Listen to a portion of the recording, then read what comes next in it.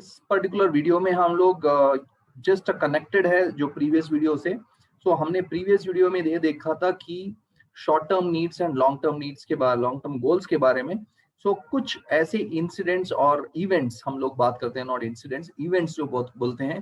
सो उसको हमने पिक्चराइज किया है फेज 1, फेज 2 एंड फेज 3 में। सो एक एक आदमी का लाइफ साइकिल कैसे होता है, ह्यूमन लाइफ साइकिल, उसको हमने पिक्चराइज करने की कोशिश की है कि फेज 1 में एजुकेशन होता है किसी का। सो फेज 2 में बेसिकली क्या होता है कि मैरिज होता है उसका, और चिल्ड्रन बच्चे हो जाते हैं, हाउसिंग का सोचता है वो, चिल्ड्रंस एजुकेशन और चिल्ड्रंस मैरिज उसका सेकेंड फेज में इंपॉर्टेंस होता है। और थर्ड फेज में जो है उसका रिटायरमेंट होता है आफ्टर 60 के बाद में। सो अगर आप इधर से ही या इससे पहले ही, इस फेज के एजुकेशन फेज से पहले ही आप कुछ प्लानिंग करना शुरू कर दें फॉर एंटायर दिस फेज, जो उसके क्या होगा कि आपका जो रिसोर्सेस चाहिए, कुछ भी हो, आप प्लानिंग पहले से कर लें तो आपका रिसोर्सेस उतना मिसयूज नहीं होगा, टाइम मिसयूज नहीं होगा, आपके पैसे मिसयूज नहीं होंगे, आपका कंफर्ट जोन रहेगा हर एक सिचुएशन लाइफ में। सो कितने जल्दी आप अपने प्लानिंग स्टार्ट कर देंगे, अपना प्लानिंग स्टार्ट कर देंगे, उतना अच्छा है फॉर फॉरसीन सिचुएशंस और एक्सपेक्टेड इवेंट्स के बारे में। अनफॉरसीन सिचुएशन के लिए आपको एक अलग फंड रहता है, वो भी एक गोल हो जाता है कि अनफॉरसीन सिचुएशन, इमरजेंसी फंड्स के लिए, इमरजेंसी के लिए कुछ फंड्स रखें। सो ये है एक स्टाइल ऑफ उसको देखने का। अलॉन्ग विद दिस, अभी कुछ लोगों को ये कंफ्यूजन हो जाता है कि बहुत लोग सेविंग्स नहीं करते, इन्वेस्टमेंट्स नहीं करते, स्टार्ट ही नहीं करते। क्यों? क्योंकि उनका टाइम मैनेजमेंट में कुछ आप थोड़े से चेंजेस कर दें तो उनको बहुत हेल्पफुल होगा। तो अभी देखते हैं आपके सिलेबस के हिसाब से टाइम मैनेजमेंट मैट्रिक्स के ऊपर ये एक चार्ट उन्होंने दिया है। मैं देख रहा था कि ये चार्ट कहाँ से आया और इसका इम्पोर्टेंस क्या है। तो ये जो चार्ट है, स्टीफन कोवी बोल के नामक एक ऑथर है, मैनेजमेंट के बारे में बहुत लिखते हैं वो। तो ये स्टीफन कोवी का बुक है, ये बहुत ओल्ड वर्जन है, मेरे पास जो है ये बहुत ओल्ड वर्जन है। लेकिन ये बुक जो है तभी से, ये 2002 में मुझे किसी ने दिया था, तभी से आप इधर देख सकते हैं ये it is almost 1 million copy sold in 2002। आप, और ये रिवाइज करके उसने बहुत बार इस बुक को लिखा है। सो ये जो आप देख रहे हैं स्लाइड में, ये इसी से डिराइव किया हुआ है स्टीफन कोवी का। ये आपको लग रहा होगा कि अर्जेंट एंड इम्पोर्टेंट के जैसे लगता है, हाँ ये उसी के बारे में है, लेकिन एक बहुत इम्पोर्टेंट चीज उसने इधर बताई है। उसके पहले क्या बताया है मैं इसको एक्सप्लेन करना चाहूंगा। अब देखिए, उन्होंने बताया कि टाइम मैनेजमेंट में urgent and not urgent, okay, कुछ चीजें अर्जेंट होती हैं, कुछ चीजें नॉट अर्जेंट होती हैं, कुछ चीजें इंपॉर्टेंट एंड इम्पॉर्टेंट होती है, कुछ चीजें नॉट इम्पॉर्टेंट होती हैं। अगर आप ऐसे कुछ सोचना शुरू कर दें और इसको आप लिस्ट डाउन करें तो आपको इजीली इसका मैट्रिक्स समझ में आ जाएगा। Important and urgent, that is section number 1 जो है, सेक्शन नंबर 1 जो है वो कॉमन मैन अपना दिन का और अपने साल का, अपने जीवन का सभी टाइम ज्यादा से ज्यादा इधर ही व्यक्त करता है और इधर ही स्पेंड करता है। अगर हमारा नॉर्मल अंडरस्टैंडिंग ये है कि अर्जेंट एंड इम्पोर्टेंट जो चीजें हैं तो तुरंत कर देना चाहिए, वो भी ठीक है, लेकिन स्टीफन कोवी जी ये बोलते हैं कि अगर आप सिर्फ अर्जेंट एंड इम्पोर्टेंट चीजें ही करते रहेंगे तो आप इसी दलदल में फंस जाएंगे, आप इसी, आपको आपका फोकस उस दिन का या उस महीने का ही रहेगा, उससे ज्यादा आप कुछ भी सोच नहीं पाएंगे। समझ लीजिए, आपका डे टू डे का एक्सपेंसेस एंड इनकम ही आप मैनेज कर सकते हैं तो आप उसी दलदल में फंस जाएंगे। हाँ, आप, मेरा खर्चा है 50,000 रुपए और मेरा इनकम है 50,000 रुपए और मैं अपना ये जो काम है या बिजनेस है उसी को मैनेज करने का सोच रहा हूँ, ओके। आप उसी को मैनेज करते ही सोचते रहेंगे। One second thing, not urgent, not important and urgent, ऐसे कुछ वो इम्पोर्टेंट नहीं है लेकिन अर्जेंट है कि लाइक से कुछ महीने का डेली का रूटीन करना, कि इम्पोर्टेंट है जाके किसी फ्रेंड से मिलना, फ्रेंड से बात करना इम्पोर्टेंट है लेकिन वो अर्जेंट नहीं है। सो कॉमन मैन अगेन 90% इधर स्पेंड करता है, 10% इधर स्पेंड करता है। अभी स्टीफन कोवी जी का बात करने का उनका मतलब ये है कि वो बोलते हैं कि अगर आप अपने दिन का और अपने टाइम का ज्यादा से ज्यादा इस्तेमाल सिर्फ important and urgent and not important and urgent के ऊपर ही स्पेंड कर रहे हैं तो आप बहुत बड़े खतरे पे हैं। क्योंकि वो बोलते हैं कि अगर आप सिर्फ अपना खर्चे का कुछ भी हो, खर्चे का हो सकता है, टाइमिंग हो सकता है, कुछ भी, आप उसी दिन का देख रहे हैं, आप उसी दिन को कैसे आप इस्तेमाल करें वो देख रहे हैं, सिर्फ वही देख रहे हैं, तो हो सकता है कभी भी जीवन में ऐसा कुछ प्रॉब्लम आ जाएगा तो आपका लाइफ बहुत बड़े प्रॉब्लम में आ सकता है। क्योंकि आपने सिर्फ उसी दिन का सोचा था, जो आगे आएगा चैलेंजेस या इवेंट्स आएगा आपने उसके लिए प्लानिंग नहीं किया। सो 90% ऑफ द लोग होते हैं तो इसी में फंसे हुए होते हैं। अभी अभी देखते हैं और एक quadrant, so quadrant 1 and quadrant 2 से आपको ज्यादा उससे जल्दी से जल्दी बाहर आना है, जल्दी से जल्दी आपको उसको अपना कॉमन रूटीन बना देना है। सो एंड आपको स्किल अप करना है, स्किल अप करके देखते हैं किधर जाना है। सो ये तो दो क्वाड्रेंट हो गया, इसको देखते हैं ये क्या है। नॉट इम्पोर्टेंट, नॉट अर्जेंट, सो उतना इम्पोर्टेंट भी नहीं है, अर्जेंट भी नहीं है। टीवी देखना या एंटरटेनमेंट वो सब ज्यादा इम्पोर्टेंट नहीं है और उतना अर्जेंट भी नहीं है, सो उसको निकाल लेते हैं, सो वो तो नहीं चाहिए हमने। और आ जाता है important but not urgent. Okay, ये जो सेगमेंट है स्टीफन को भी बोलता है कि ये सेगमेंट बहुत जरूरी है। अगर आप ज्यादा से ज्यादा टाइम इम्पोर्टेंट है लेकिन नॉट अर्जेंट है इसके ऊपर स्पेंड करेंगे तो इधर जो चैलेंजेस आएगा क्वाड्रेंट 1 में वो आपको छोटा दिखने लगेगा। आप इनडायरेक्टली लॉन्ग टर्म के लिए सोच रहे हैं, आप इम्पोर्टेंट जो चीज है लेकिन अर्जेंट नहीं है उसके ऊपर सोच रहे हैं। इसका मतलब है आपका दिन का कुछ टाइम आप और साल का कुछ टाइम आप अपने फ्यूचर के बारे में इन्वेस्ट कर रहे हैं। हो सकता है टाइम या मनी या कुछ भी एनर्जी या कुछ भी हो सकता है, आप फ्यूचर के लिए इन्वेस्ट कर रहे हैं।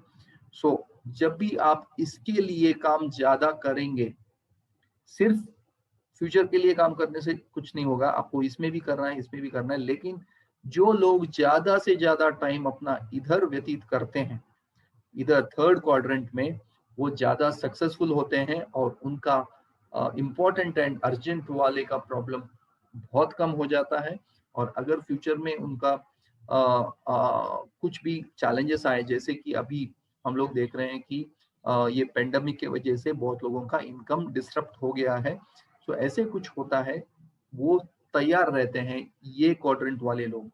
सो ये भी एक सोचने का अलग तरीका है। सो आपको सिर्फ आज का क्लाइंट मिला नहीं मिला इसको सोचना जरूरी है, लेकिन उसके अलावा आपको फ्यूचर में कैसे करेंगे, आप बड़े क्लाइंट्स को कैसे हैंडल करेंगे, अपस्किल कैसे करेंगे, आपका बात करने का स्टाइल कैसा चेंज होगा, आप कैसे नए लैंग्वेजेस सीखेंगे, आप कैसे नए स्किल्स सीखेंगे। हो सकता है एक्सेल सीखे या कुछ सॉफ्टवेयर सीख लें, डिजिटल मार्केटिंग सीख लें। वो सब आप अगर सोच रहे हैं तो आप इस क्वाड्रेंट्स में काम कर रहे हैं। सो इम्पोर्टेंट लेसन था इस पर्टिकुलर इवेंट में। सो अभी देखते हैं कि सेविंग्स एंड इन्वेस्टमेंट्स के बारे में। So savings and investment, savings, the word saving and so इसका डिफरेंस क्या है? बचत। ओके, सो सेविंग का मतलब है बचत। सो ये बचत जो वर्ड और निवेश, इन्वेस्टमेंट, ये जो वर्ड है इसका डिफरेंस हम लोग कॉमन टर्मिनोलॉजीज में हम जो वैसे बात करते हैं तो दोनों का इस्तेमाल इधर उधर कर लेते हैं। लेकिन अभी आप नॉर्मल पर्सन नहीं है, आप एक इन्वेस्टमेंट स्पेशलिस्ट हैं, सो आपको इसका डिफरेंस समझ में आना चाहिए। सो बचत का मतलब डिराइव होता है, सेविंग्स का मतलब डिराइव होता है सेव से। सेव का मतलब है, सेव का डेफिनेशन डिराइव होता है सेफ से। बचत बचाओ, बचत बचाओ, बचाओ। सपोज से जैसे मैंने उनको उस एक्सीडेंट से बचाया, तो आपने क्या किया, उसको सेफ जोन में उस आदमी को लेके आया। तो वैसे ही सेविंग्स जब बोलते हैं, आप सेफ्टी के बारे में थिंक कर रहे हैं, सेफ्टी के बारे में थिंक कर रहे हैं। जो ऑल द सेविंग्स के बारे बातें में जो होते हैं, वो सेविंग्स जो होता है वो सेफ्टी के थिंकिंग पे ऊपर होता है। एंड इन्वेस्टमेंट, जब आप निवेश करते हैं, ओके, उसका उद्देश्य, इन्वेस्ट का मतलब है आप कुछ पैसा, टाइम या मनी और एनर्जी इन्वेस्ट कर रहे हैं। क्यों कर रहे हैं? आपके उसके ऊपर आपको रिटर्न्स चाहिए, और आप जब भी इन्वेस्ट कर रहे हैं आप थोड़ा रिस्क ले रहे हैं। सो जब आप रिस्क लेते हैं तो आप कुछ रिटर्न्स एक्सपेक्ट करते हैं। सो सेविंग्स होता है सेफ्टी के लिए, इन्वेस्टमेंट होता है रिटर्न्स के लिए। ये बात आपको गांठ बांध लेनी चाहिए। So savings and investments are not to be considered as two completely different things, but two steps of a saving process. So ये बचत और सेविंग्स जो अलग अलग चीज तो है मीनिंग के हिसाब से, लेकिन ये निवेश करने का एक स्टेप है, प्रोसेस है, एक विधान है। आप सेविंग करने से, बचत करने के बिना निवेश नहीं कर सकते। सो पहला स्टेप होता है सेविंग्स, बचत, उसके बाद में आता है निवेश।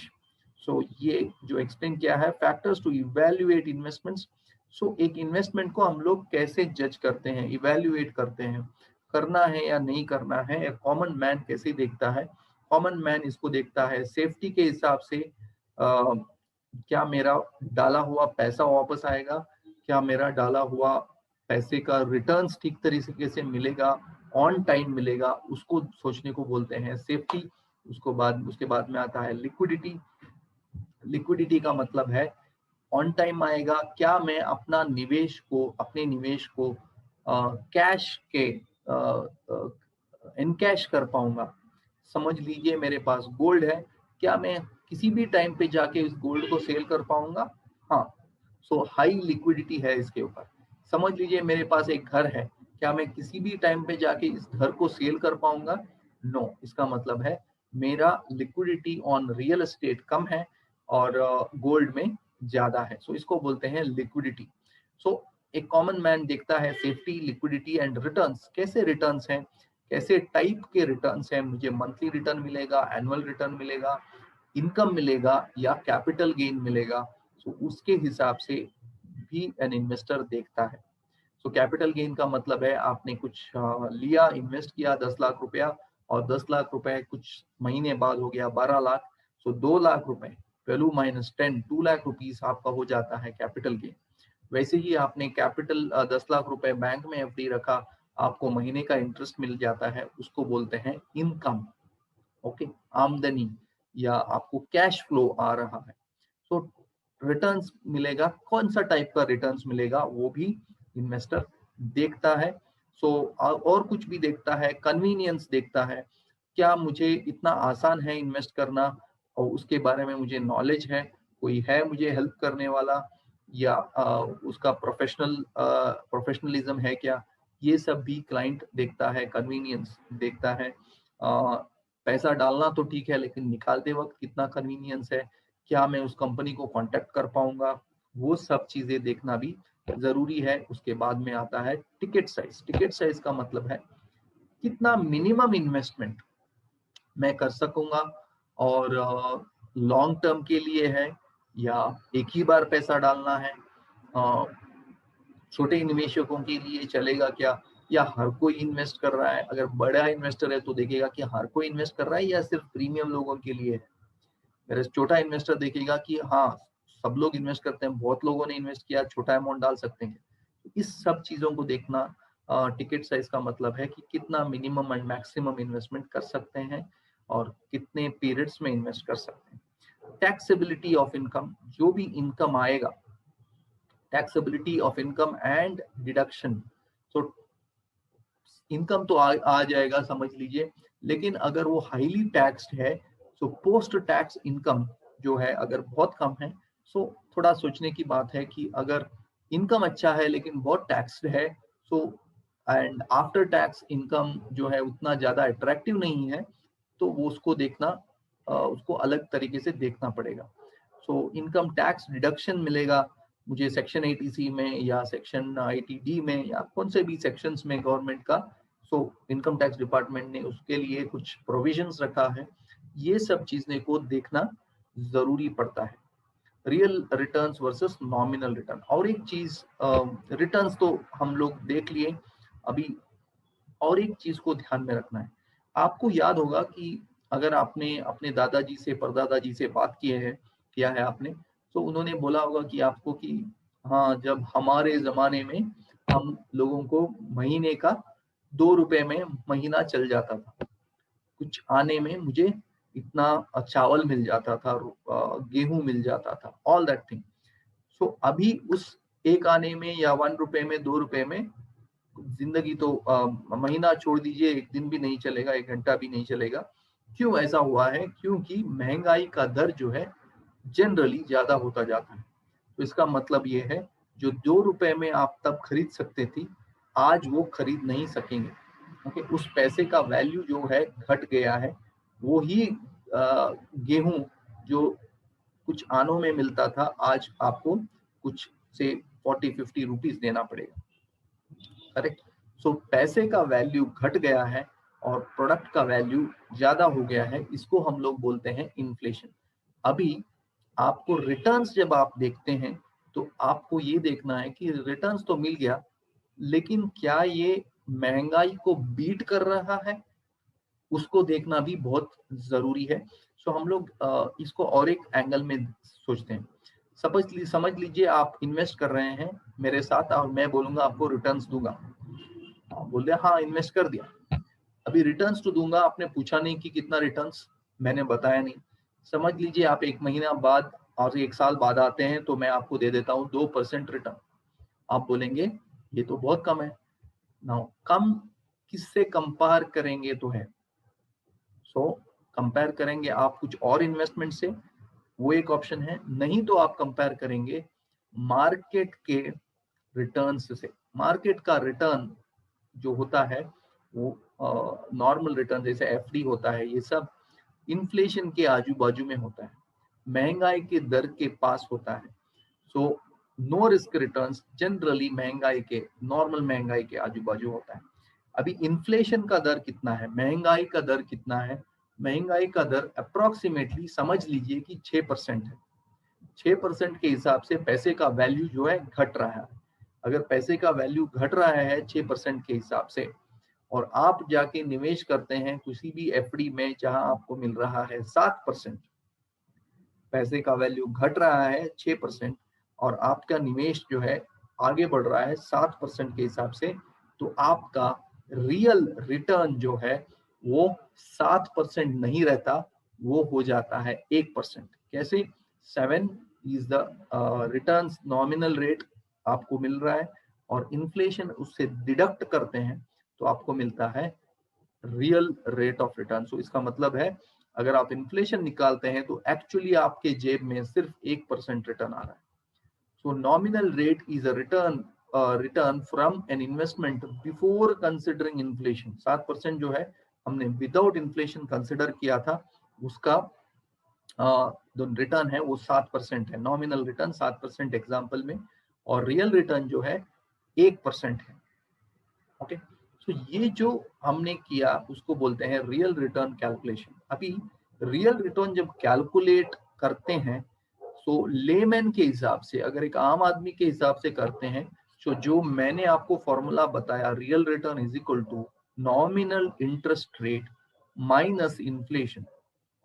सो ये तो कॉमन मैन का इन्फ्लेशन रेट कैलकुलेटर, लेकिन हम लोग कॉमन मैन से थोड़े ज्यादा एक्सपर्ट है, सो हमको थोड़ा ऐसा फॉर्मूला इस्तेमाल करना पड़ेगा। सो आपको जहां हम लोग 7 - 6 1 आता है, इस फॉर्मूले में आपको 0.9 ऐसा कुछ आएगा, क्योंकि वो एग्जैक्टली कैलकुलेट करता है।